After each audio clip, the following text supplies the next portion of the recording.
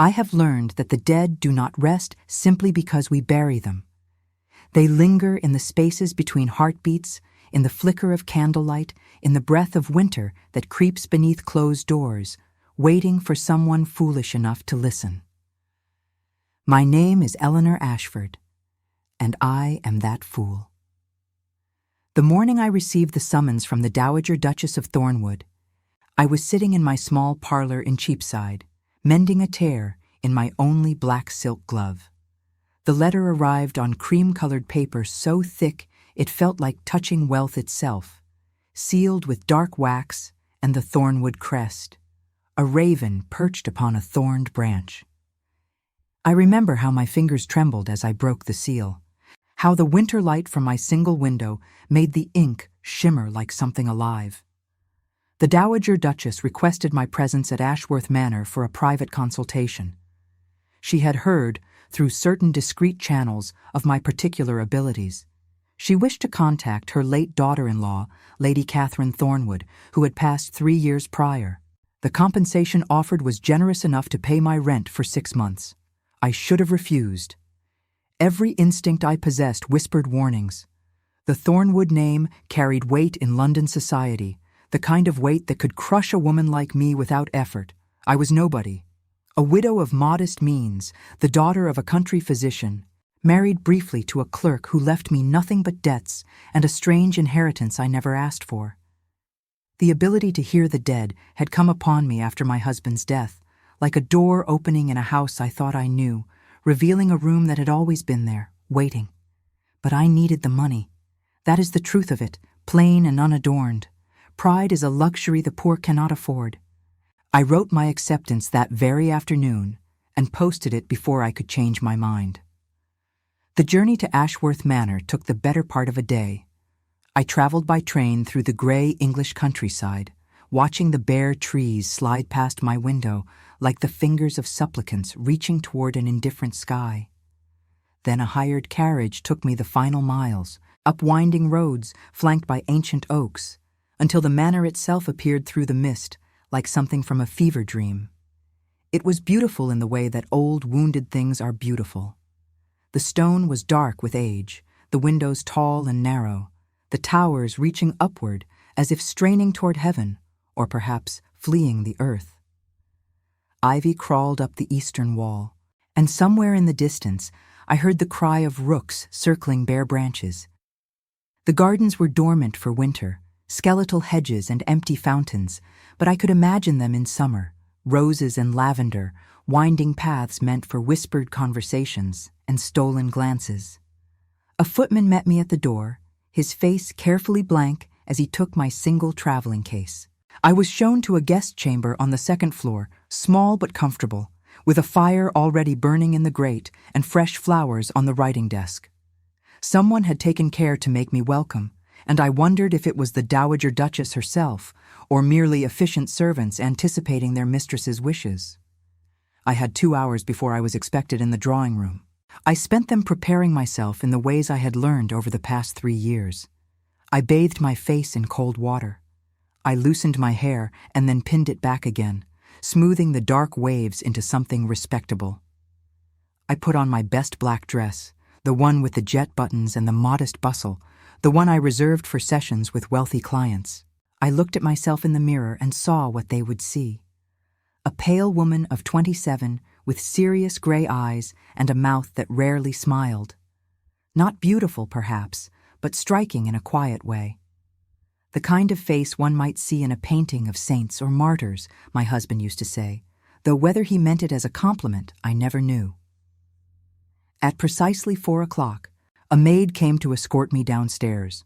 The drawing room was exactly what I had imagined. High ceilings painted with pastoral scenes, heavy velvet drapes in deep burgundy, furniture upholstered in silk, and a fire roaring in a marble fireplace large enough to stand in. The Dowager Duchess sat in a chair near the hearth, draped in black bombazine, her white hair swept up beneath a cap of black lace. She was perhaps 60, with a face that had once been beautiful and was now merely formidable. Her eyes were sharp and blue, the color of winter sky just before a storm. But it was not the Dowager Duchess who stole my breath. It was the man standing by the window, his back to the room, his hands clasped behind him as he stared out at the gathering dusk. He was tall and broad-shouldered, dressed in impeccable dark gray, his hair black as a raven's wing with just a touch of silver at the temples. When he turned at my entrance, I saw a face that might have been carved from marble. Strong jaw, high cheekbones, a mouth set in a line of cold displeasure. His eyes were the color of smoke, and they swept over me with an assessment so thorough I felt stripped bare. "Mrs. Ashford," the Dowager Duchess said, rising to greet me with a warmth that surprised me. "How good of you to come all this way. May I present my son, Sebastian, the Duke of Ashworth?" I curtsied, my heart hammering. No one had told me the Duke would be present. The letters I had exchanged with the Dowager had mentioned only her desire to contact her daughter-in-law. The son, the widower himself, had not been part of the arrangement. "Your Grace," I murmured, keeping my eyes lowered. His voice, when he spoke, was low and cold as river stones in winter. "Mother, I must protest this farce once more. You are wasting your money and this woman's time." The Dowager Duchess waved a hand, her rings catching the firelight. "Sebastian, you promised you would keep an open mind. I promised I would be present. I made no promises about my mind." He crossed the room in 3 strides, and suddenly he was before me, close enough that I could smell sandalwood and something else, something sharp like winter air or grief. His smoke-colored eyes bore into mine with an intensity that made my pulse stutter. "Tell me, Mrs. Ashford," he said, and his voice was silk wrapped around iron. "How much did my mother pay you to perform this theatrical? And what secrets did her servants whisper to you about my late wife to make your performance convincing?" I met his gaze. It took every ounce of courage I possessed, but I met it. "I am no charlatan, Your Grace." "No?" His lip curled. "Forgive me if I find that difficult to believe. London is crawling with spiritualists and mediums, every one of them eager to prey upon the grieving. I have seen their tricks, the hidden wires, the accomplices, the cold readings designed to make the bereaved believe their loved ones speak from beyond." He leaned closer, and I caught my breath. "You will not deceive my mother, Mrs. Ashford. I will expose you for what you are." "Sebastian," the Dowager Duchess said sharply, "that is quite enough." He straightened, his jaw tight. "Very well, Mother. Let us proceed with this séance of yours. I look forward to watching Mrs. Ashford stumble through her performance. I should have been angry. Perhaps I was. But beneath the anger, I felt something else, something I had not felt in years. A challenge. This cold, grieving, arrogant man thought he knew everything. He thought the world was solid and comprehensible, bound by the rules of science and logic. He had never stood in the dark and felt the brush of fingers that belonged to no living hand. He had never heard whispers in empty rooms or tasted the cold, sweet sorrow of souls who could not let go. I would show him. The séance was arranged in a small parlor adjacent to the drawing room, a space that had been prepared according to my instructions. The curtains were drawn, the fire banked low. A round table stood in the center, draped in black cloth, with 3 chairs arranged around it. Candles flickered in silver holders, casting dancing shadows on the walls. The Dowager Duchess sat to my left, her hands trembling slightly as she placed them on the table. The Duke sat across from me, his expression one of barely concealed contempt. Between us, the candlelight wavered, and the shadows seemed to deepen. I closed my eyes. There is no way to describe what happens when I open myself to the dead. It is not like hearing exactly, nor like seeing. It is more like becoming a door, a threshold between 2 worlds, and feeling the cold draft of the other side seep through. Sometimes the spirits come eagerly, desperate to be heard. Sometimes they resist, hiding in the corners of the darkness like frightened animals. And sometimes there is only silence, vast and empty as a winter sky. Tonight, The silence did not last. She came slowly at first, a presence at the edge of my awareness, tentative and sorrowful. I felt her grief before I felt her, a weight of sadness so profound it took my breath away. Then she was there, not visible exactly, but present, like standing beside someone in a dark room and knowing they are there by the warmth of their body and the sound of their breathing. "Catherine," I whispered. The candles flickered wildly. The Dowager Duchess gasped. The Duke said nothing, but I felt his eyes on me, sharp as blades. The spirit drew closer. I could feel her now, feel the shape of her sorrow and her longing. She had been beautiful, I sensed, young, deeply in love with the man who sat across from me with such cold disdain. And she had died with something unfinished, something that bound her to this place like chains of smoke and regret. "She wishes to speak to you," I said, and my voice sounded strange to my own ears, distant and hollow. "She is here. She has been here, waiting." The Duke's voice cut through the darkness like a whip. "Enough. This is nothing but theatrical nonsense. Any competent actress could claim to feel a presence." I opened my eyes and looked at him. His face was pale in the candlelight. His jaw clenched so tight I could see the muscle jumping beneath his skin. And in his eyes, beneath the contempt, I saw something else. Fear. He was afraid. Afraid that I was telling the truth. Afraid of what that truth might mean. Catherine pressed closer. I felt her urgency, her desperation. She needed him to believe. She needed him to listen. And she gave me something, a gift, a key that would unlock his defenses. The word rose to my lips before I could stop it, a name, soft as a breath, intimate as a kiss. Bastion. The Duke went rigid. "She called you Bastion," I continued, and my voice was barely a whisper. "It was her name for you, the name she used when you were alone, the name no one else knew." The silence that followed was absolute. The Dowager Duchess had her hand pressed to her mouth, her eyes wide with shock. The Duke sat frozen, his face drained of all color, his hands gripping the edge of the table so hard his knuckles had gone white. "How?" he breathed. "How could you possibly know that?" "She told me," I said simply. "She is here, Your Grace. She has been trying to reach you for 3 years." For a long moment, he did not move, did not speak. Then, slowly, something cracked in his expression, a fissure in the marble facade, and I saw beneath it a grief so raw and deep it made my heart ache in my chest. "Catherine," he whispered, and his voice broke on her name. "She says she forgives you," I continued, because that is what I felt from her. A wave of love and forgiveness so powerful it brought tears to my eyes. "She says it was not your fault. She says you must stop blaming yourself." The Duke pushed back from the table so violently his chair toppled. He stood there, chest heaving, his smoke-colored eyes wild with emotion. "This is impossible," he said. "This is some kind of trick." I could have argued. I could have pressed. But I felt Catherine's presence beginning to fade, like mist burning away in morning sun, and I knew the moment was passing. "She is leaving," I said softly, "but she wants you to know something else. There is something she needs you to find, something hidden, something that will explain everything."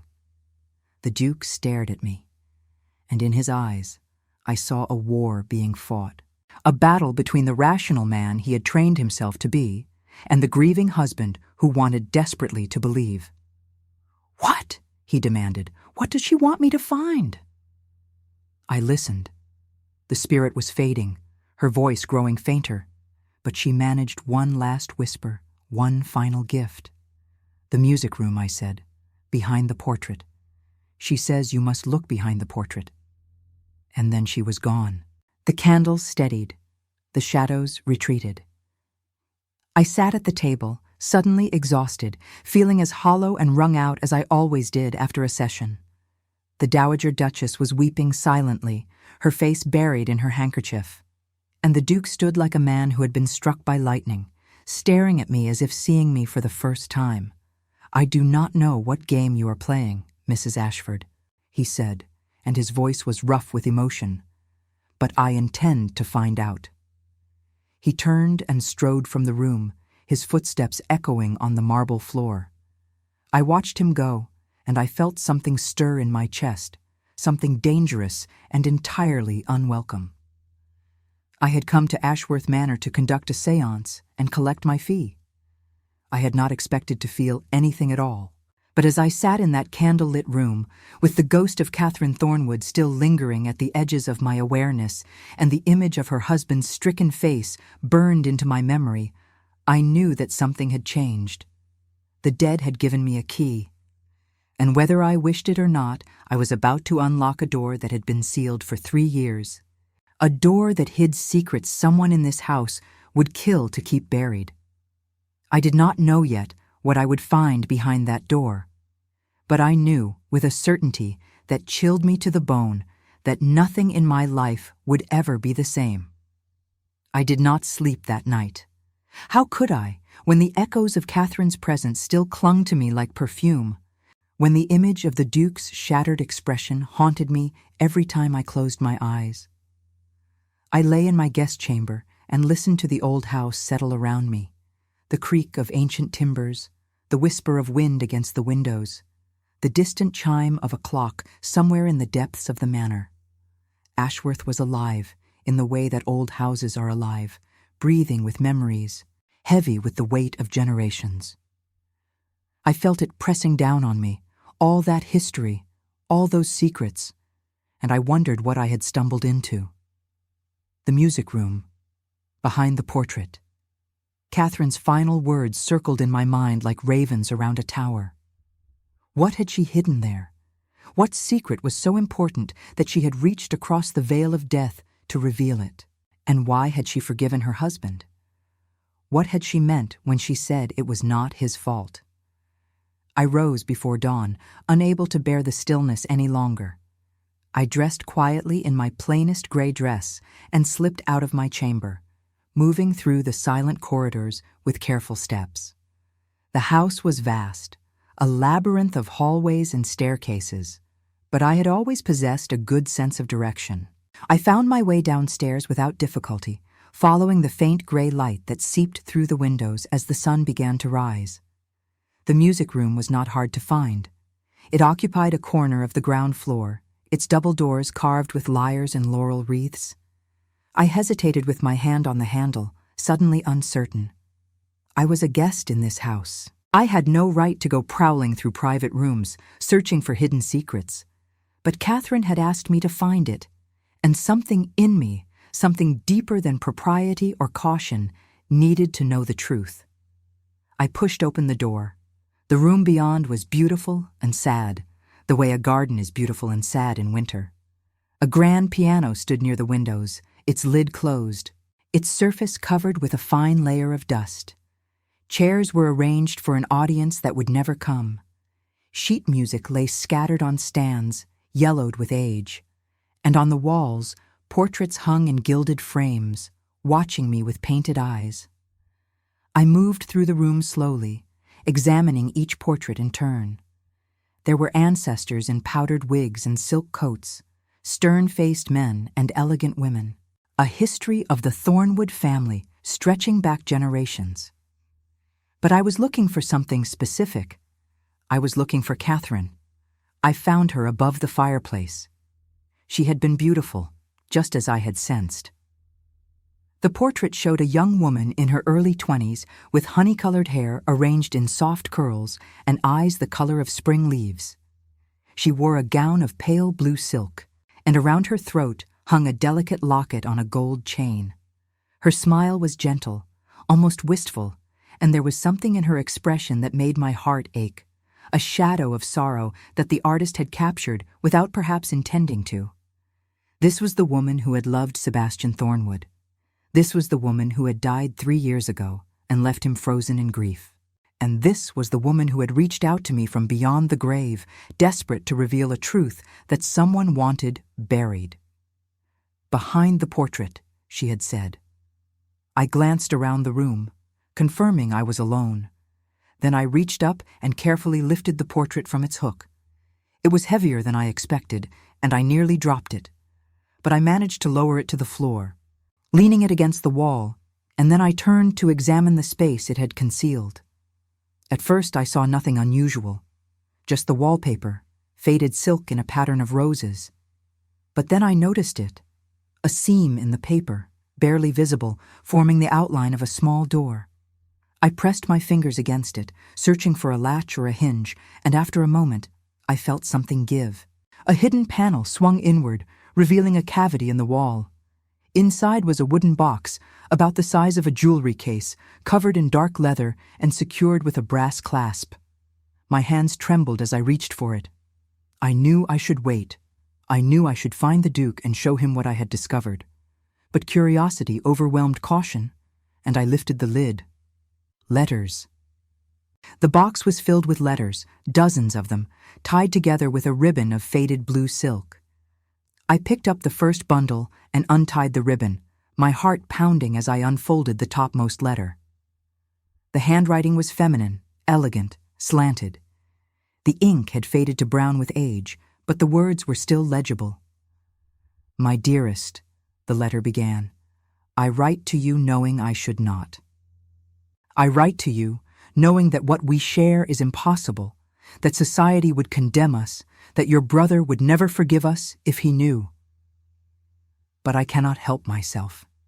When I am with you, I feel alive in a way I have never felt before.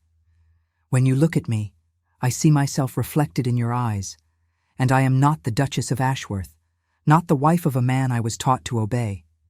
I am simply Catherine, and you are simply—" The letter ended there, or rather, the name had been carefully cut away, excised from the page with scissors or a knife. Someone had removed the identity of the person Catherine had been writing to. I stared at the mutilated page, my mind racing. Catherine had been having an affair. She had been writing love letters to someone connected to her husband, someone whose brother would never forgive them. A brother. Did Sebastian have a brother? I rifled through the other letters, searching for more clues. They were all the same. Passionate declarations of forbidden love, references to stolen moments and secret meetings, and always, the name of the recipient had been cut away. "What are you doing?" The voice was sharp as a blade, and I spun around, my heart leaping into my throat. The Duke stood in the doorway. He was dressed in riding clothes, his dark hair windswept, his cheeks flushed from the cold. He must have been out riding at dawn, trying to escape the turmoil of the previous night. But now he was here, staring at me with those smoke-colored eyes, and his expression was a storm of fury and something else, something that looked almost like fear. "Your Grace," I stammered, clutching the letters to my chest. "I can explain." He crossed the room in 3 strides and snatched the letters from my hands. His eyes scanned the page I had been reading, and I watched the color drain from his face. "Where did you find these?" he demanded. "Behind the portrait," I said, just as Catherine told me. I was not snooping. "Your Grace." I was following her instructions. He stared at me, and for a moment I thought he might strike me. The fury in his eyes was terrible to behold. But then something shifted in his expression, and the anger gave way to a weariness so profound it aged him 10 years in an instant. "You should not have found these," he said quietly. "No one was ever meant to find these." "What are they?" I asked, though I already knew. "Love letters. But to whom?" He did not answer. Instead, he gathered the remaining letters from the box, handling them as if they were made of glass, and sank into a chair by the cold fireplace. For a long moment, he simply sat there, staring at the bundle in his hands, and I saw his shoulders tremble. I should have left. I should have given him privacy to confront whatever demons these letters contained. But I could not make myself move. Catherine's presence lingered in my awareness, faint but insistent, and I knew she wanted me to stay. She wanted me to help him understand. Who was she writing to? I asked softly. He looked up at me, and his eyes were bright with unshed tears. My brother, he said. She was writing to my brother, Edward. I felt as if the floor had shifted beneath my feet. Your brother? Half-brother, he corrected. We shared a father, but not a mother. Edward was younger than me by 5 years. He was charming and handsome and reckless, everything I was not. He laughed easily. He made friends wherever he went. And Catherine... He broke off, his voice catching. Catherine loved him, I said.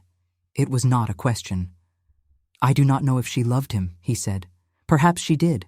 Perhaps it was merely infatuation, a girlish fancy that would have faded in time.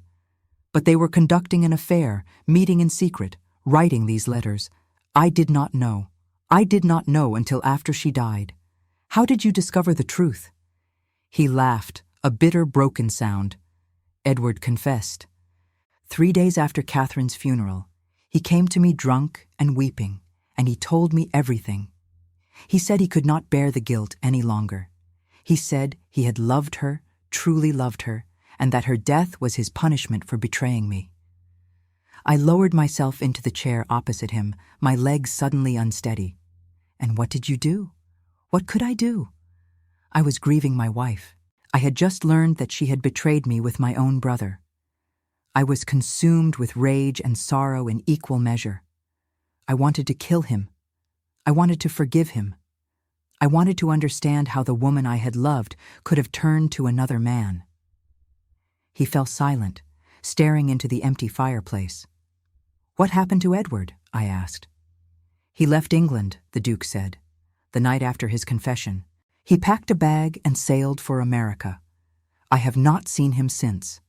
I do not know if he is alive or dead. I do not know if I want to know. I sat with this information, trying to piece together the fragments of the story. Catherine had been having an affair with her husband's brother. She had hidden these letters behind her own portrait, perhaps as insurance, perhaps as a keepsake. And then she had died, and Edward had confessed and fled, and Sebastian had been left alone with his grief and his rage and his unanswered questions. But there was still something I did not understand. Catherine's spirit said I should find these letters, I said slowly. She said they would explain everything, but they only raise more questions. Why did she want you to find evidence of her betrayal? What good could possibly come from reopening this wound? The Duke looked at me, and in his eyes I saw the same confusion I felt. I do not know, he admitted. Unless... He stopped abruptly, his gaze sharpening. Unless what? He rose from his chair and began to pace, the letters still clutched in his hands. The night Catherine died, he said, she fell from the cliffs behind the manor. The official verdict was an accident. She had gone walking alone, the path was treacherous, the rocks were slick with rain. But there were whispers. There are always whispers in a house like this. What kind of whispers?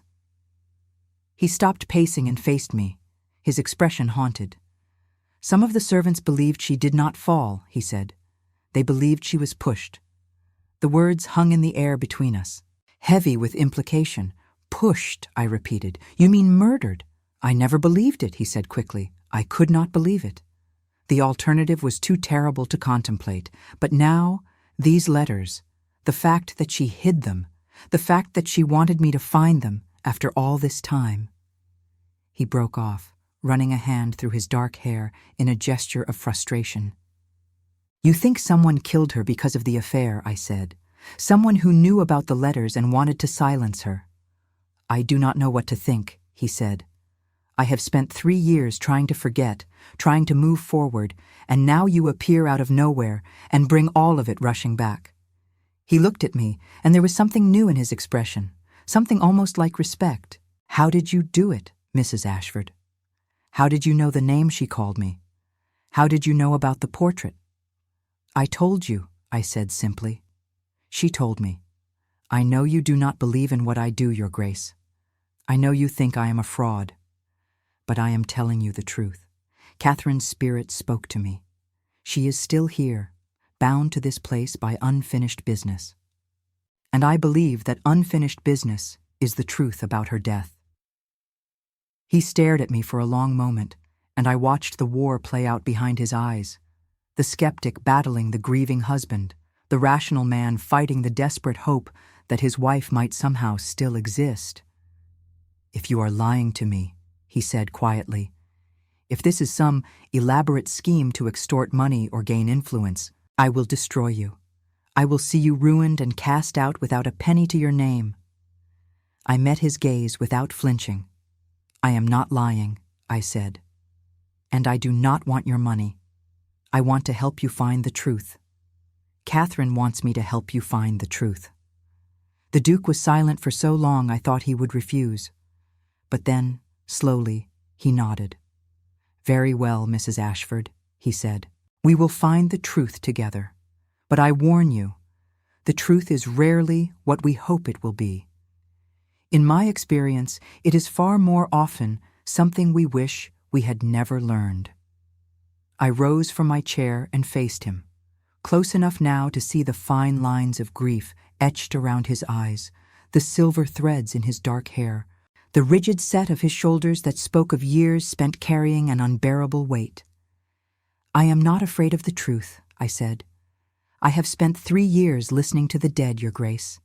I have heard their regrets, their confessions, their desperate pleas for forgiveness. Whatever secrets lie buried in this house, I have seen worse."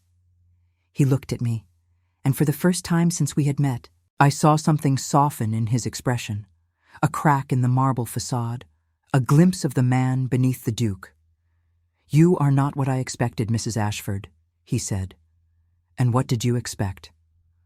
"A charlatan," he admitted, "a confidence woman in mourning clothes, preying on the grief of the vulnerable. And now?" He considered the question, his gaze searching my face. "Now I am not certain what you are," he said.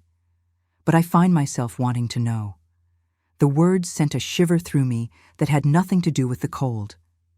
I told myself it was merely the intimacy of shared secrets, the strange bond that forms when two people confront an unpleasant truth together. But even then, standing in that dusty music room with Catherine's love letters scattered between us and the ghost of her presence lingering at the edges of my awareness, I knew it was something more, something I could not afford to feel. He was a duke. I was a widow of no consequence. He was grieving a wife who had betrayed him, and I was the medium who had summoned her ghost. There were 1,000 reasons why I should keep my distance, why I should finish this investigation and leave Ashworth Manor and never look back. But as I watched him gather the letters and return them to their hiding place, as I saw the way his hands trembled slightly, despite his efforts to appear composed, I felt something dangerous stir in my chest. Compassion, I told myself.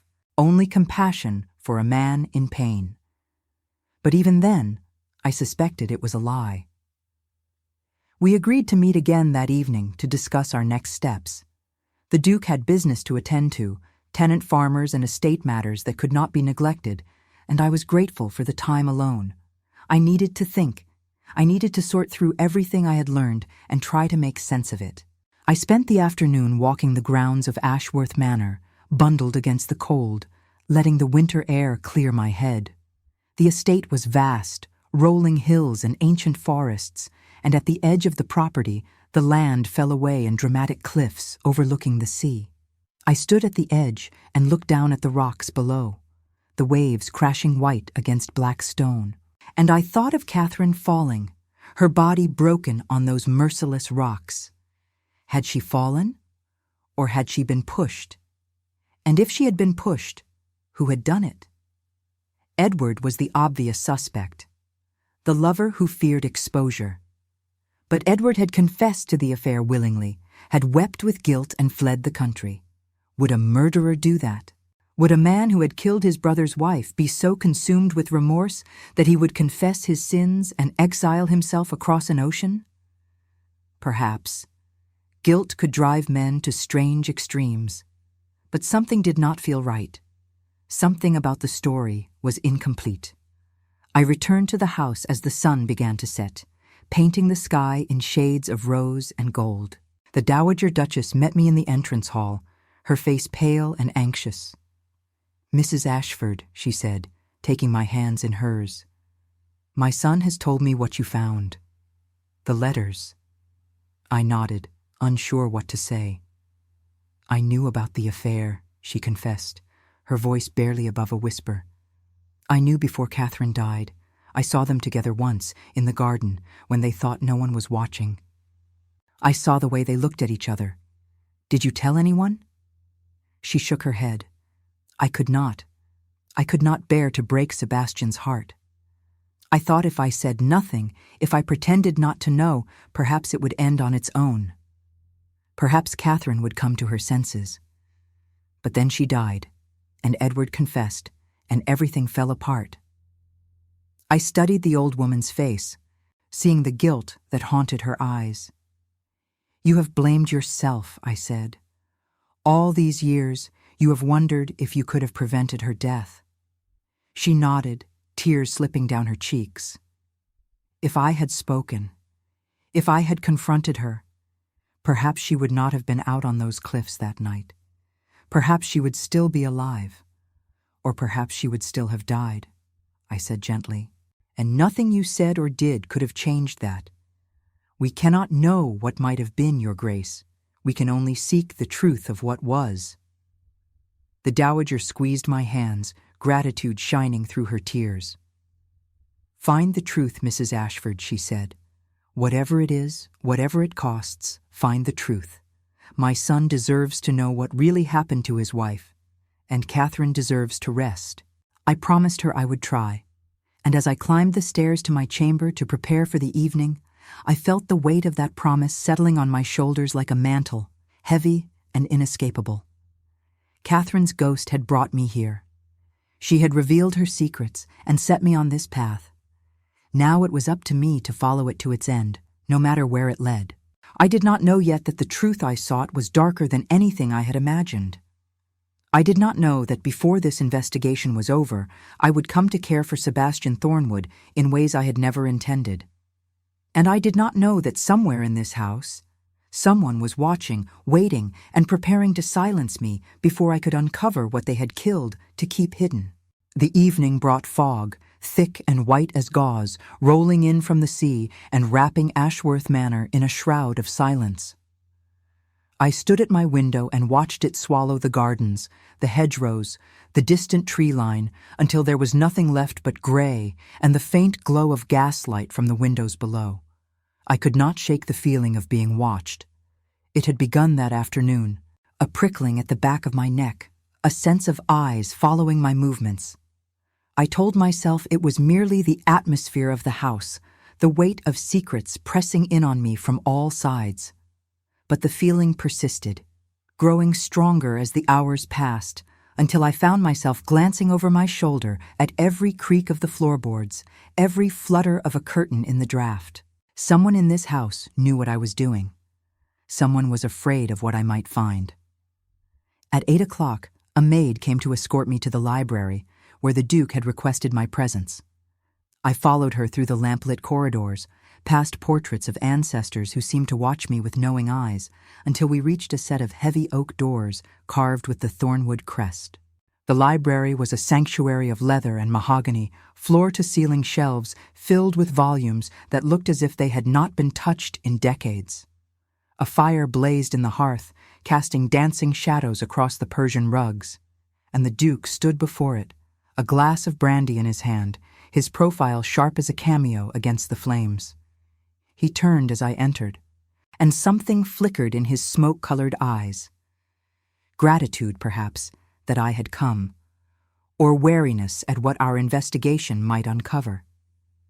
"Mrs. Ashford," he said, gesturing to a chair near the fire. "Please sit. I have had the servants bring tea, though I confess I find myself in need of something stronger." I took the offered seat, arranging my skirts around me, acutely aware of the intimacy of the setting. We were alone, a man and a woman, in the golden glow of firelight. In any other circumstance, it would have been improper, But we were bound together now by secrets and ghosts, and propriety seemed a distant concern. "I have been thinking about the letters," I said. "There is something that troubles me." "Only one thing?" His mouth curved in a bitter smile. "I find myself troubled by a great deal." "The names," I said. "They were cut from the pages. Someone removed them deliberately. But who? And when?" The Duke lowered himself into the chair opposite me, swirling the brandy in his glass. "I assumed Catherine did it herself," he said, "to protect Edward if the letters were ever discovered." I shook my head. "I do not think so. The cuts are too precise, too careful. If Catherine had done it in haste, fearful of discovery, the marks would be ragged. These were made by someone with time and patience, someone who found the letters after her death." He stared at me, the firelight reflected in his eyes. "You are saying someone else knows about the affair." "I am saying someone else found those letters and took the trouble to conceal the identity of the recipient. The question is why. If they wanted to protect Edward, they could have simply burned the letters. Why keep them? Why hide them back where Catherine had hidden them, with only the names removed?" The Duke was silent for a long moment, turning the question over in his mind. "A form of insurance," he said slowly. "Evidence to be used if needed. Against whom?" "That," he said, "is what we must discover." I reached into my pocket and withdrew a folded paper. I had spent the afternoon examining the letters more closely, searching for any clue the mysterious censor might have overlooked. "I found something," I said. "In one of the letters, Catherine mentions a place where she and her lover met in secret. She calls it the Folly." The Duke's expression tightened. "There is a folly on the grounds," he said. "A small Greek temple my grandfather built as a romantic gesture for my grandmother. It overlooks the sea. Has it been used recently?" "Not for years. It fell into disrepair after my grandmother's death. I have not set foot there since I was young. I think we should examine it," I said. "If Catherine and Edward met there regularly, there may be evidence. Something they left behind. Something that could tell us more about what happened the night she died." He nodded slowly, though I could see the reluctance in his eyes. The prospect of confronting concrete evidence of his wife's betrayal was clearly painful. But beneath the pain, there was something else, a determination that matched my own. "Tomorrow," he said. "We will go at first light, before the servants are about. I do not want word of this investigation spreading through the household. You suspect someone in your own home." He met my gaze, and in his eyes I saw a weariness that went deeper than exhaustion. "I do not know whom to trust, Mrs. Ashford. My wife was having an affair under my own roof, and I was blind to it. My brother betrayed me and fled. My mother kept secrets to protect my feelings. Everyone in this house has lied to me at one time or another. Why should I believe they have stopped?" The raw honesty of his words struck me like a blow. I understood that loneliness. I had lived it myself in the years since my husband's death, surrounded by people who smiled to my face and whispered behind my back, never certain who was friend and who was merely waiting for the opportunity to exploit my vulnerability. "I know what it is to be alone," I said quietly. "To feel that the ground beneath your feet might give way at any moment. But I promise you, Your Grace, I am not your enemy. I have no hidden agenda, no secret motive. I am here because Catherine asked me to be here, and I will not rest until I have found the truth." He looked at me for a long moment, and something shifted in his expression. The wariness did not disappear entirely, but it softened, making room for something that looked almost like trust. "You are a remarkable woman, Mrs. Ashford," he said. "I have met many people in my life, but none quite like you." I felt heat rise to my cheeks and looked away, suddenly flustered. "I am merely a widow with an unusual gift," I said. "There is nothing remarkable about that." "I disagree." He leaned forward, his voice dropping to a low murmur that sent a shiver down my spine. You see the world as it truly is, not as society pretends it to be. You speak plainly, without artifice or pretension, and you face death itself without flinching. That is remarkable, Mrs. Ashford. That is courage. I did not know how to respond.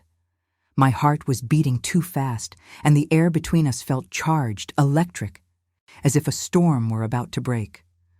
I was acutely aware of every detail, the way the firelight played across his features, softening the harsh lines of grief, the way his hands gripped the arms of his chair as if restraining himself from reaching out, the way his eyes, those smoke-colored eyes, held mine with an intensity that made my breath catch.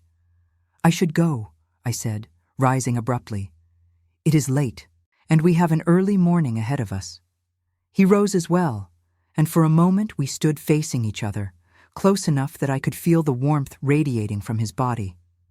The silence stretched between us, thick with unspoken words. Mrs. Ashford, he said, and his voice was rough, strained. Eleanor. My Christian name on his lips was like a caress. I felt it settle into me.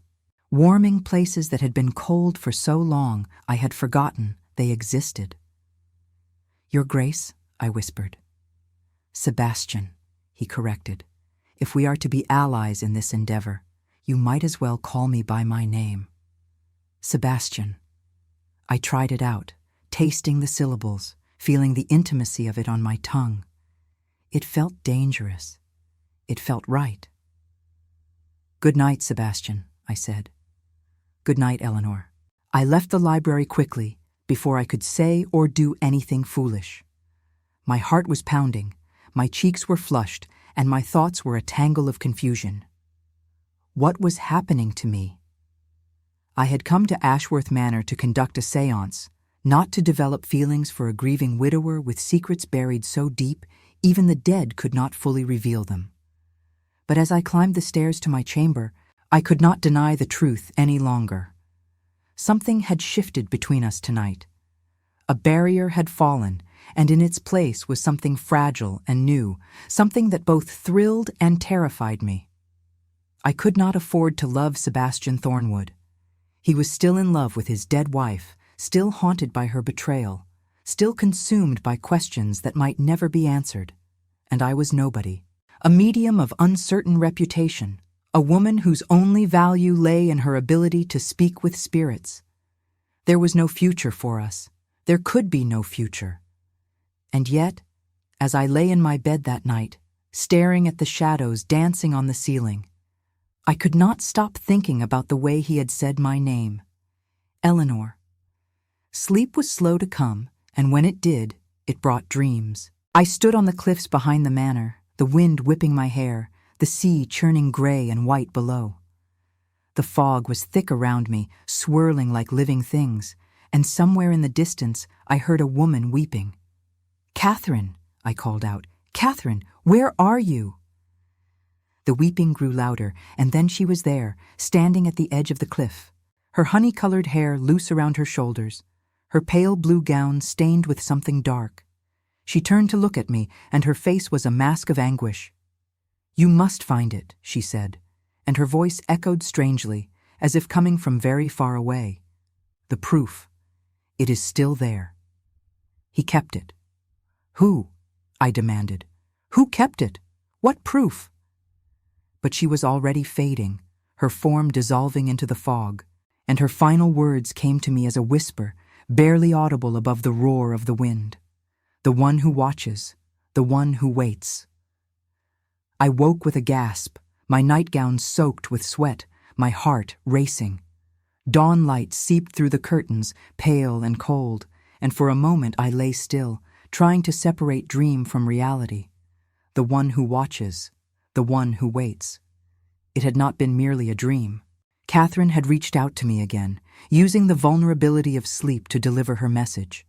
There was proof of something that would reveal the truth about her death, and someone in this house had kept it. But who? I dressed quickly and made my way downstairs, where Sebastian was already waiting in the entrance hall. He was dressed for walking in a heavy coat and sturdy boots, and he held a second coat in his hands, which he offered to me without a word. "The folly is a fair distance," he said, "and the morning is cold." I accepted the coat, a beautiful thing of dark green wool lined with fur, and wrapped it around myself gratefully. It smelled of sandalwood and something else, something that was distinctly him, and I felt myself flush as I breathed it in. We set out into the gray morning, following a path that wound through the gardens and into the wilder parkland beyond. The fog had lifted slightly, but the sky remained overcast, the sun a pale disk behind layers of cloud. Our breath misted in the air, and the only sounds were the crunch of frost beneath our boots and the distant cry of seabirds. Sebastian walked beside me in silence, his expression distant, lost in thoughts I could not read. I wondered if he was thinking about Catherine, about the times she had walked this same path to meet his brother. I wondered if every step was a fresh wound, reopening scars that had never fully healed. "I dreamed of her last night," I said finally, breaking the silence. "Catherine." She came to me again. He glanced at me, his jaw tightening. "What did she say?" "She spoke of proof, something that was kept by someone in the house. She called him the one who watches, the one who waits." Sebastian frowned. "That could describe anyone." "Or someone specific," I said. "Someone who has been observing from the shadows, biding their time. Someone who found those letters and removed the names, preserving the evidence without revealing the secret." We walked on in silence, both of us turning the puzzle over in our minds. The path grew narrower as we left the manicured grounds behind, winding through a grove of ancient oaks, their bare branches reaching toward the sky like supplicating hands. And then, quite suddenly, the trees fell away, and we stood at the edge of the cliff, the sea spread out before us in an endless expanse of gray. The folly stood nearby, a small temple of white marble columns and a domed roof, positioned to take advantage of the dramatic view. It had once been beautiful, I could see that, but time and neglect had taken their toll. The marble was stained with lichen, the steps were cracked and crumbling, and the benches inside were covered with dead leaves and bird droppings. Sebastian stood at the entrance, his hands clenched at his sides, his face a mask of controlled emotion. "They met here," he said, his voice flat. "While I was in London on business, while I was attending to estate matters, they came here and—" He broke off, unable to finish the sentence. I stepped past him, into the interior of the folly. It was larger than it appeared from outside. A circular space with a mosaic floor depicting Greek gods and goddesses. I examined every corner, every crevice, searching for anything that might have been left behind. And then I found it. Wedged into a crack in the marble, almost invisible unless you knew to look, was a small object. I pulled it free and held it up to the light. It was a cufflink. Silver, engraved with initials, but not the initials I expected. I turned to Sebastian, my heart pounding. "This was left here," I said, "by whoever met Catherine in this place." He took the cufflink from my hand, his brow furrowing as he examined the engraving. His face went pale. "These are not Edward's initials," he said, his voice barely a whisper. "Whose are they?" He looked at me, and in his eyes I saw shock giving way to a terrible understanding. "They belong to my cousin," he said, "James Thornwood." I stared at him, trying to process this new information. "Your cousin?" "My father's nephew. He has lived on the estate for years, managing certain business affairs on my behalf. He was here when Catherine died. He was one of the last people to see her alive." The implications hung in the air between us, heavy and dark. "If James was the one meeting Catherine in secret," I said slowly, "then the letters were not to Edward at all. Someone else cut out the names. Someone who wanted to protect James or to use the evidence against him. Or to frame Edward," Sebastian said, his voice hardening.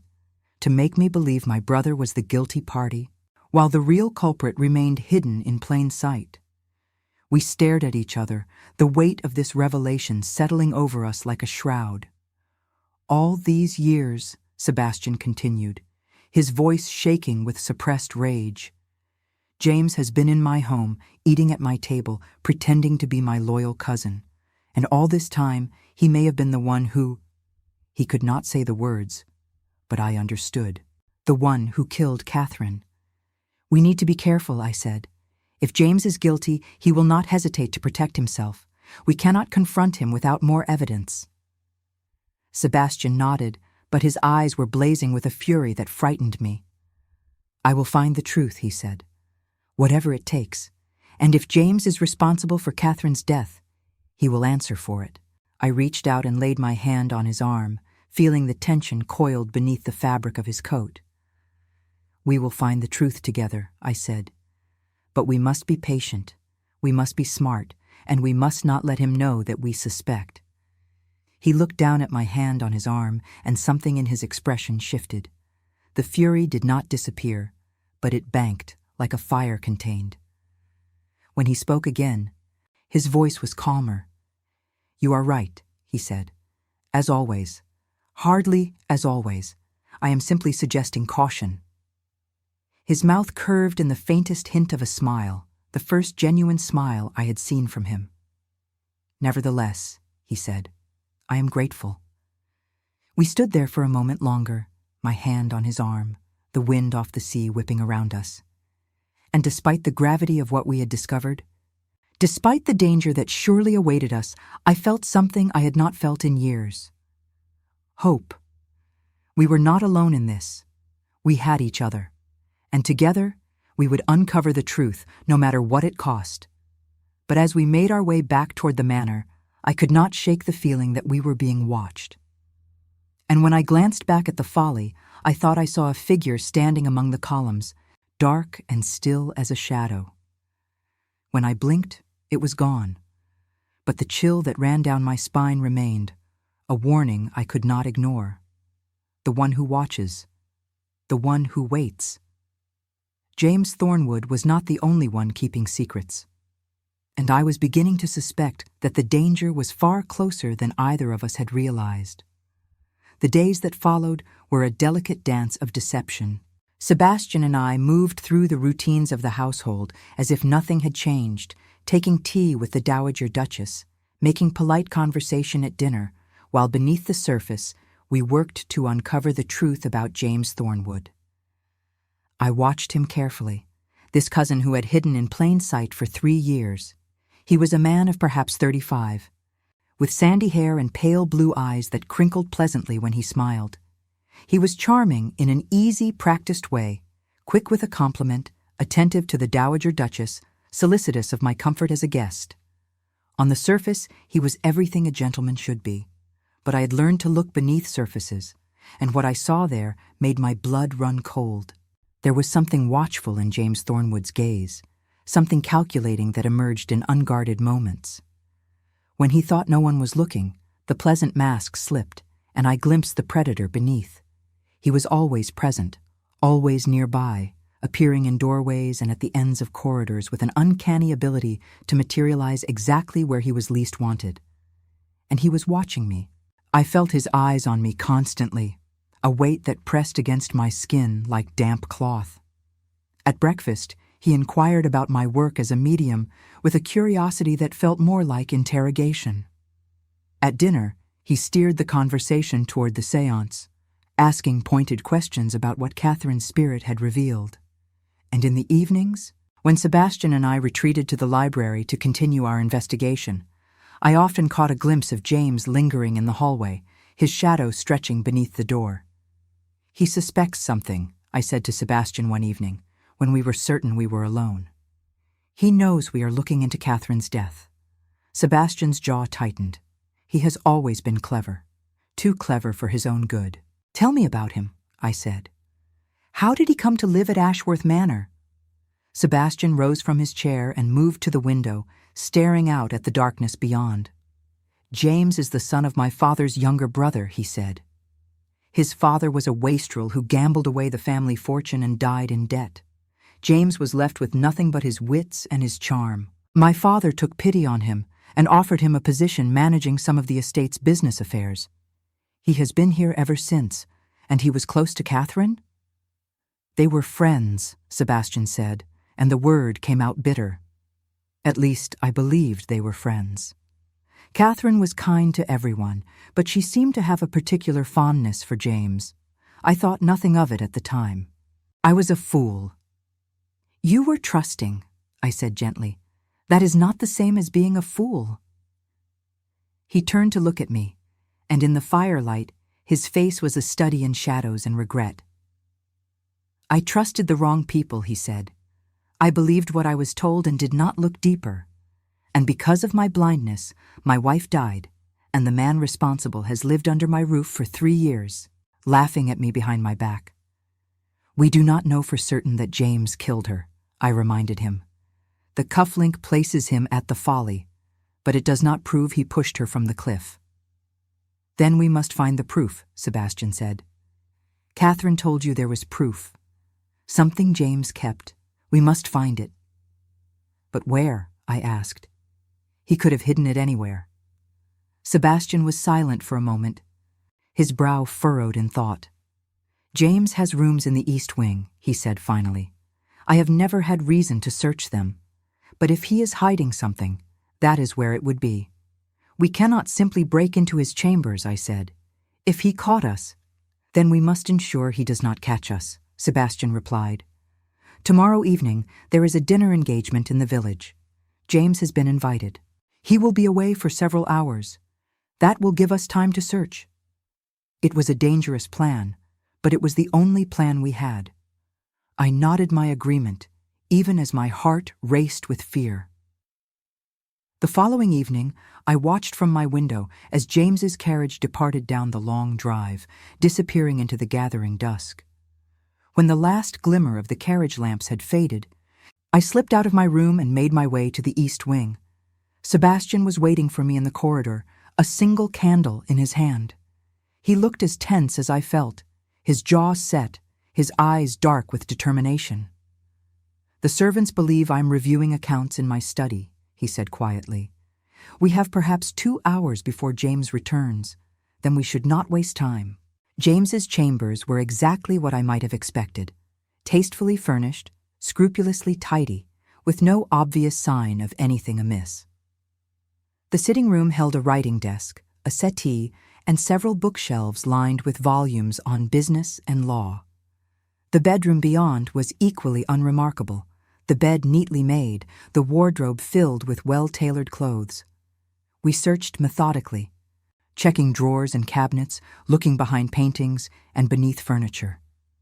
Sebastian examined the desk while I turned my attention to the wardrobe, running my hands along the backs of shelves and the seams of clothing.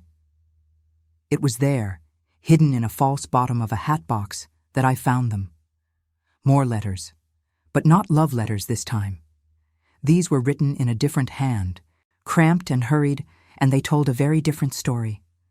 Sebastian, I breathed, come look at this. He crossed the room and took the letters from my hand, his eyes scanning the pages rapidly. As he read, his face grew pale, then flushed with anger. They are from a moneylender, he said, his voice tight with fury. James was in debt, deeply in debt. He had been borrowing against his expectations, promising to repay when he came into money. What money? I asked. You said his father left him nothing. Sebastian looked at me, and in his eyes I saw the pieces falling into place. Catherine had money of her own, he said slowly. A fortune left to her by her grandmother.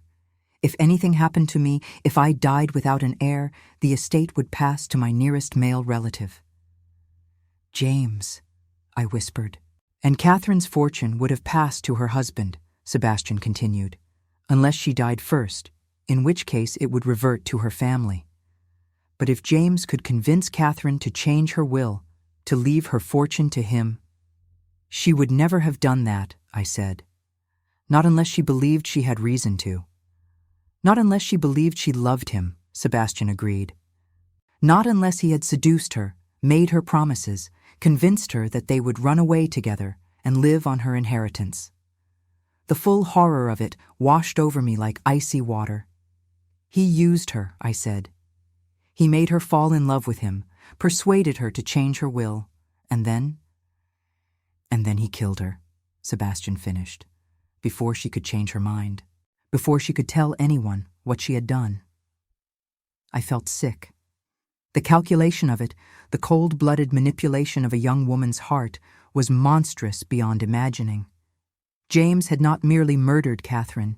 He had first made her love him, had exploited her loneliness and her dissatisfaction with her marriage, and then had thrown her from the cliffs like so much refuse. But wait, I said, a thought occurring to me. If Catherine changed her will in James's favor, why has he not claimed her fortune? Why is he still here, living on your charity? Sebastian frowned, turning the question over in his mind.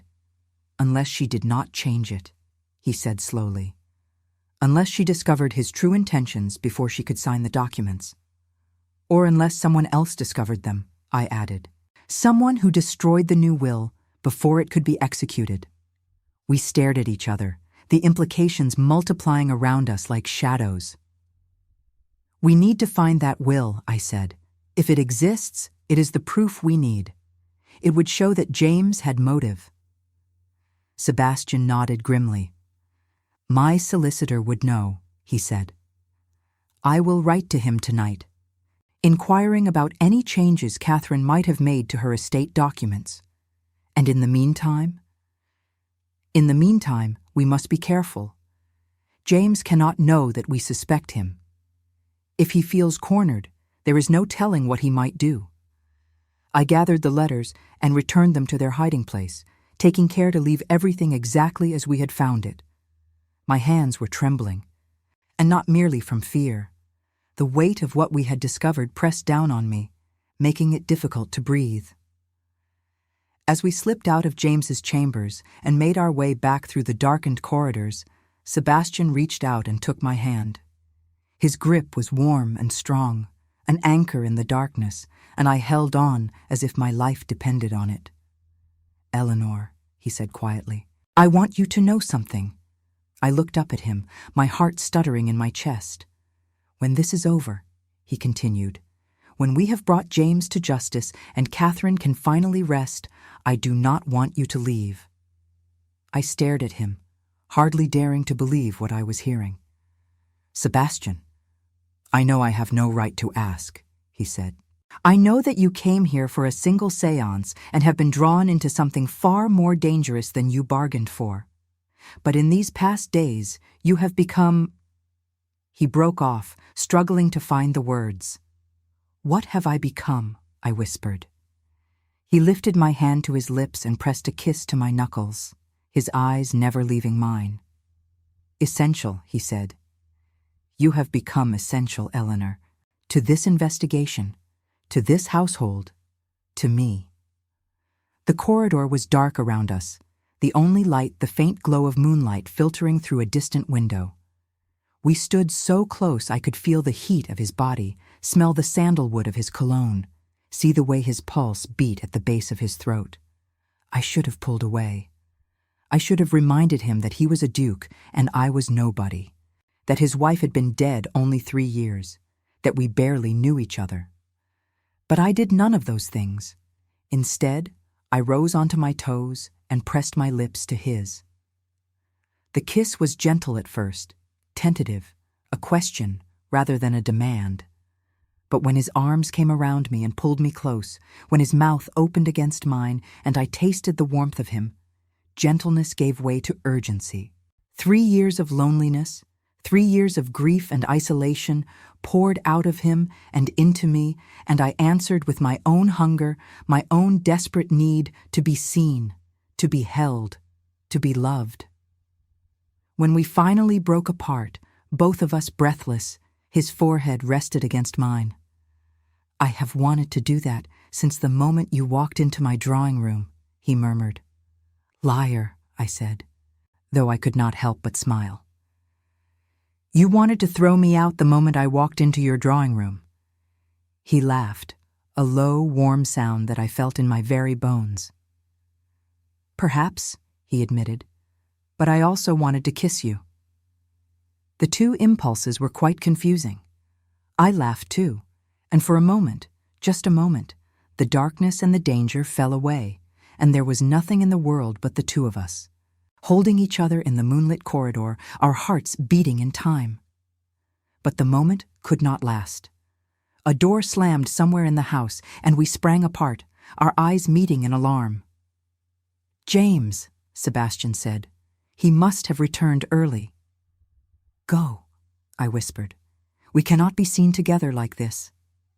He nodded, pressing one last kiss to my forehead before disappearing down the corridor toward his study. I turned and hurried in the opposite direction, my heart pounding, my lips still tingling from his kiss. I had almost reached the main staircase when I heard footsteps behind me. "Mrs. Ashford," said a voice, smooth as silk and cold as the grave. "What an unexpected pleasure to find you wandering the halls at this hour." I turned, forcing my expression into one of polite surprise. James Thornwood stood before me, his pale eyes gleaming in the darkness. "Mr. Thornwood," I said, "I did not expect you back so soon." "The dinner was tedious," he said, taking a step closer. "I made my excuses and departed early. But I am curious, Mrs. Ashford. What brings you to this part of the house? Your chambers are in the west wing, are they not?" I felt the danger radiating off him like heat from a flame. My mind raced, searching for an explanation that would satisfy him. "I was restless," I said. "I often walk when I cannot sleep. I must have taken a wrong turn in the darkness." He studied me for a long moment, his gaze probing, searching. I kept my expression carefully blank, refusing to give him any indication of the fear that coiled in my stomach. "How curious," he said at last. "I could have sworn I heard voices coming from the east wing." "You must have been mistaken," I said. "I was quite alone." He smiled, but the expression did not reach his eyes. "Of course," he said. "My apologies for the confusion. Allow me to escort you back to your chambers. These old houses can be treacherous in the dark. There was nothing I could do but accept." He offered me his arm, and I took it, feeling the tension in his muscles, the coiled readiness of a predator waiting to strike. As we walked, he spoke of inconsequential things, the weather, the dinner party, the gossip of the village. But beneath the pleasantries, I sensed something else. A warning, a threat. He knew. He might not know exactly what we had discovered, but he knew that something had changed. He knew that I was more than a simple medium come to conduct a séance. And he knew that I was dangerous to him. When we reached my chamber, he released my arm and executed a perfect bow. "Good night, Mrs. Ashford," he said. "Sleep well." And as he turned and walked away, I caught the flash of something in his eyes, something cold and calculating and utterly without mercy. I closed my door and leaned against it, my heart racing. We were running out of time. James suspected us, and if we did not act quickly, we would lose our chance to bring him to justice. Or worse, he would act first. That night, I dreamed of Catherine again. She stood before me in the music room, her honey-colored hair loose around her shoulders, her green eyes bright with urgency. "He is coming for you," she said. "You must be careful. You must be ready." "Where is the proof?" I demanded. "The will, the evidence, where did he hide it?" She began to fade, her form dissolving into mist. "The chapel," she whispered. "He thought no one would ever look there. The chapel, behind the altar." I woke with her words still ringing in my ears and the certain knowledge that time was running out. Tomorrow we would find the proof, and tomorrow, one way or another, this would end. I woke before dawn, Catherine's words still echoing in my mind like the tolling of a bell. The chapel, behind the altar. The proof we needed was there, waiting to be found, and with it, the key to justice for a woman who had been silenced 3 years ago. I dressed quickly, my fingers trembling as I fastened the buttons of my plainest dress. There was no time for propriety, no time for careful planning. James had seen me in the corridor last night. He knew something was wrong. If we did not act now, we might never have another chance. I found Sebastian in his study, already awake, a letter spread before him on the desk. His face was pale, his expression grim. "My solicitor's response," he said before I could speak. "It arrived by express messenger this morning. Catherine did attempt to change her will 2 weeks before her death. She asked for documents to be drawn up, leaving her personal fortune to a trust, to be administered by James Thornwood." "So it is true," I breathed. "He manipulated her." "But the documents were never signed," Sebastian continued. "According to my solicitor, Catherine sent word the day before she died that she had changed her mind and wished to cancel the arrangement. The new will was destroyed." "She discovered his true intentions," I said.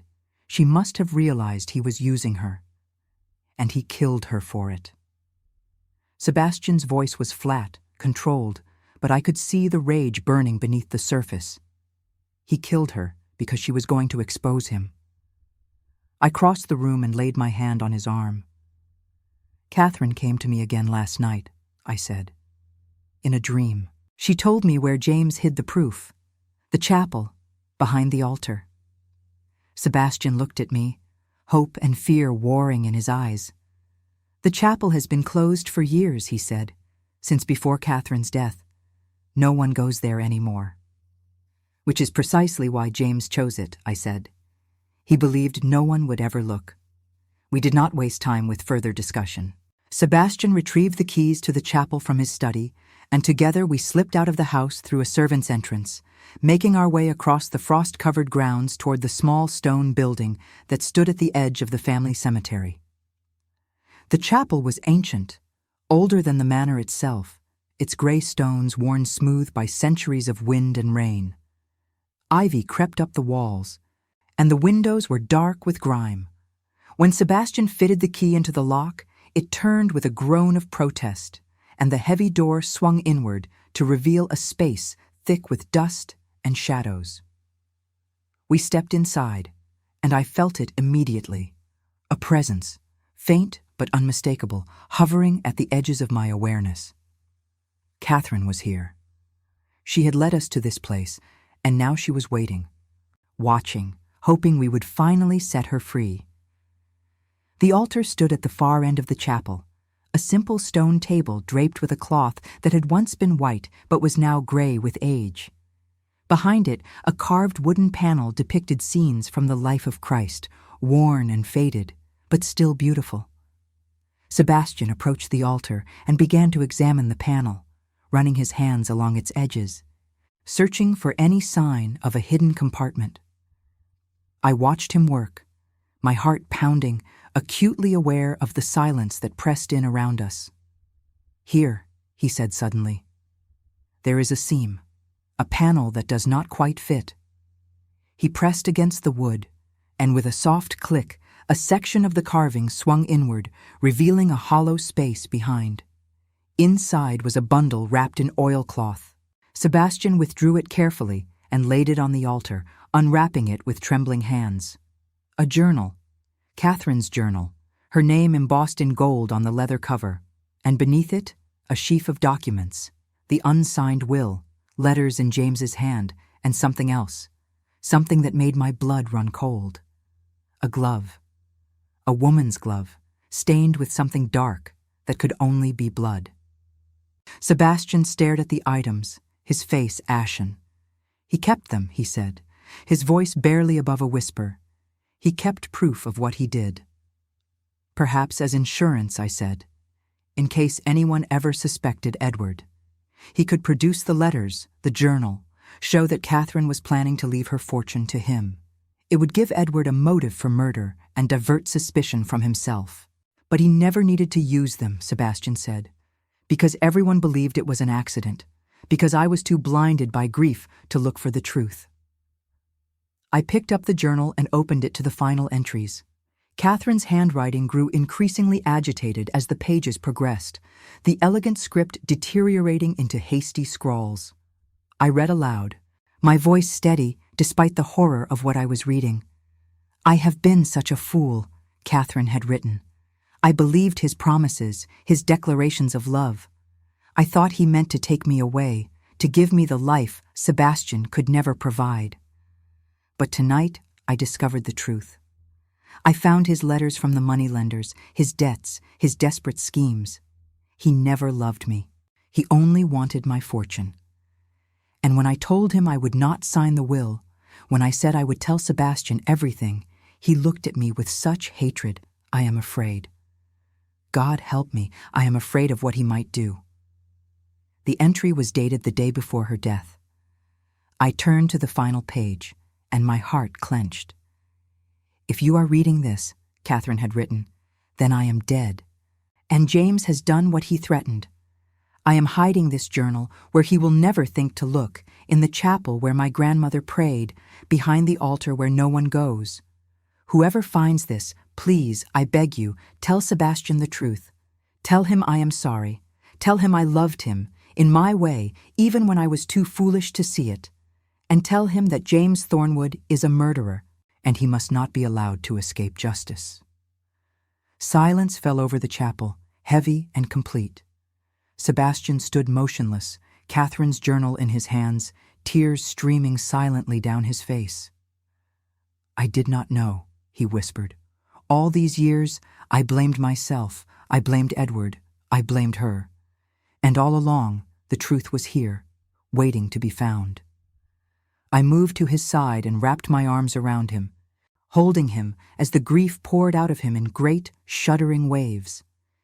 He clutched me like a drowning man, his face buried in my hair, and I felt his tears warm against my neck. We stayed like that for a long time, two people clinging to each other in the dust and the silence, while the ghost of Catherine Thornwood watched over us with something that felt like peace.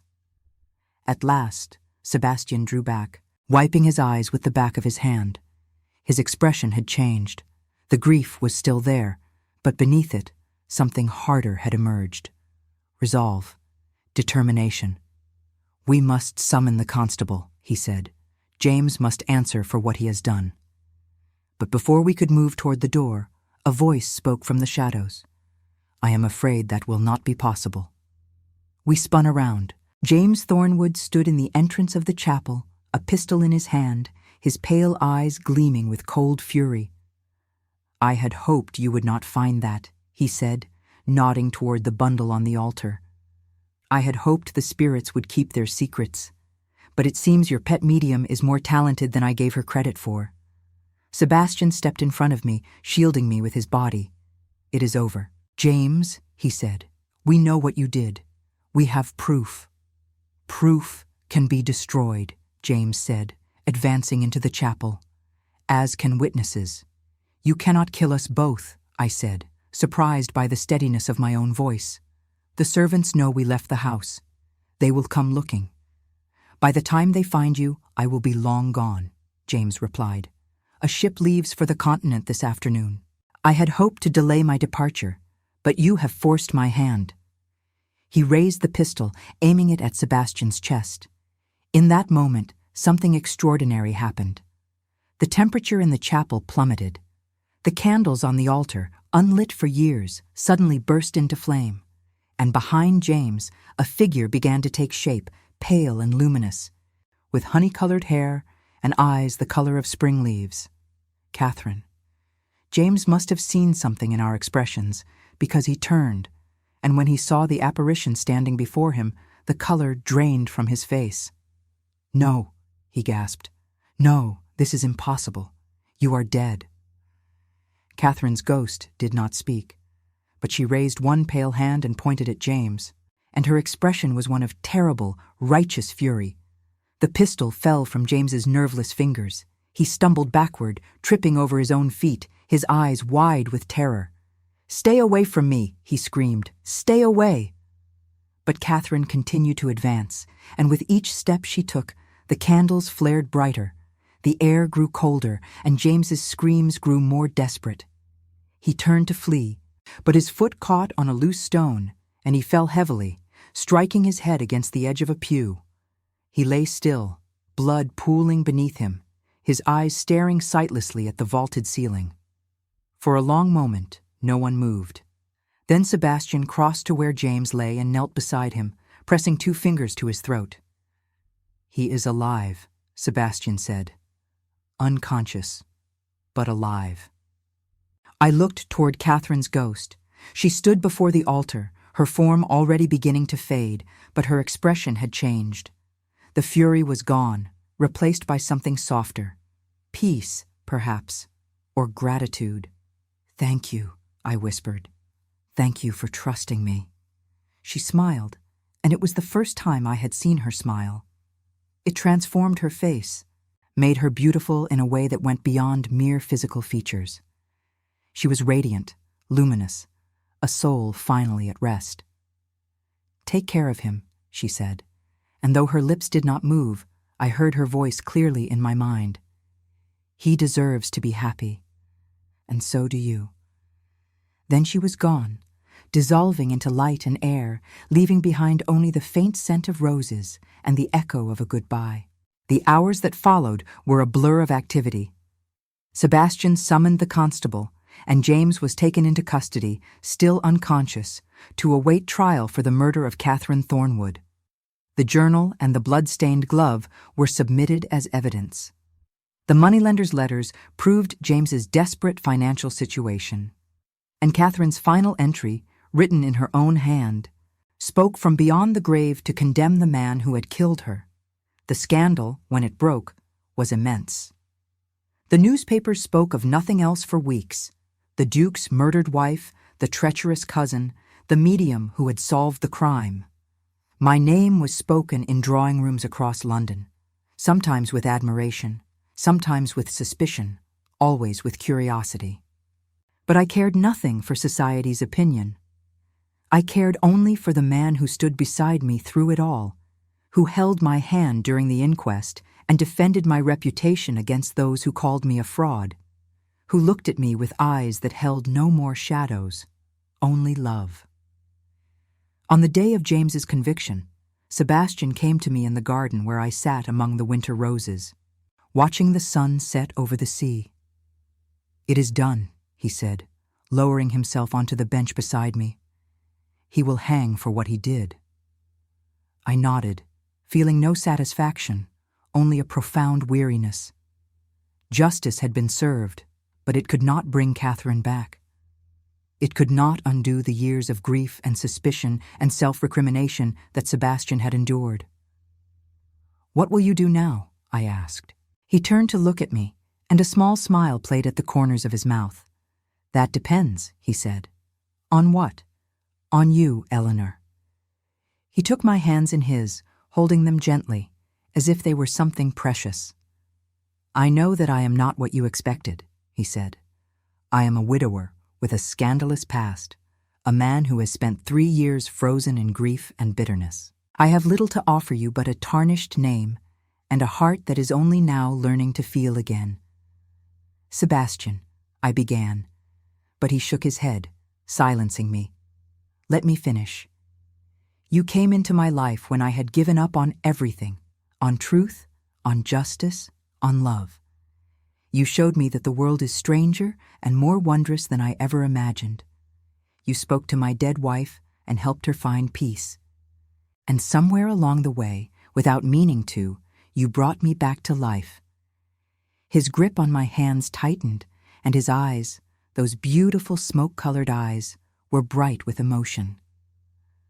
"I love you, Eleanor Ashford," he said. "I love your courage and your compassion and your stubborn refusal to let me wallow in my misery. I love the way you see the world, the way you face the darkness without flinching. I love everything about you. And I'm asking, with whatever humility I can muster, if you might consider staying. Not as a guest, not as a medium brought in for a séance, as my wife." I stared at him, my heart so full I thought it might burst. I had spent 3 years alone, convinced that love was something that happened to other people, something I had no right to expect. I had built walls around my heart and told myself they were necessary, told myself that a woman with my strange gift could never hope for a normal life. But here was this man, this impossible, infuriating, beautiful man, offering me everything I had never dared to dream of. "Yes," I whispered, and then, louder, with all the joy I had kept locked away for so long, "Yes, Sebastian, Yes, I will stay. Yes, I will marry you. Yes. He kissed me then, there in the winter garden with the last rays of sunlight painting the sky in shades of gold and rose. And as his arms came around me and his lips met mine, I felt something I had not felt in years. Home. I had found my home at last. We were married in the spring, in the chapel where Catherine had been laid to rest, and where her murderer had been brought to justice. The Dowager Duchess wept with joy. The servants lined the drive to throw flower petals. And somewhere, I knew, Catherine watched over us, at peace at last, happy that the man she had wronged had finally found the love he deserved. There are those who say that the dead should stay dead, that nothing good can come from peering beyond the veil. But I know better. The dead have much to teach us if we are willing to listen. They remind us that love does not end with the grave, that truth will find a way to surface no matter how deeply it is buried, and that redemption is possible for anyone brave enough to seek it. My name is Eleanor Thornwood now, Duchess of Ashworth, wife and partner and beloved. I still hear the whispers of the dead sometimes, in the quiet hours of the night, in the flickering of candlelight. But I am no longer afraid. I have walked through the darkness and emerged into the light. And I have learned that the greatest gift the dead can give us is not answers, but the courage to keep living, to keep loving, to keep hoping, even when hope seems impossible. Catherine gave me that gift, and every day, for the rest of my life, I will honor it. This is my story, and it ends not with death, but with love. Always with love.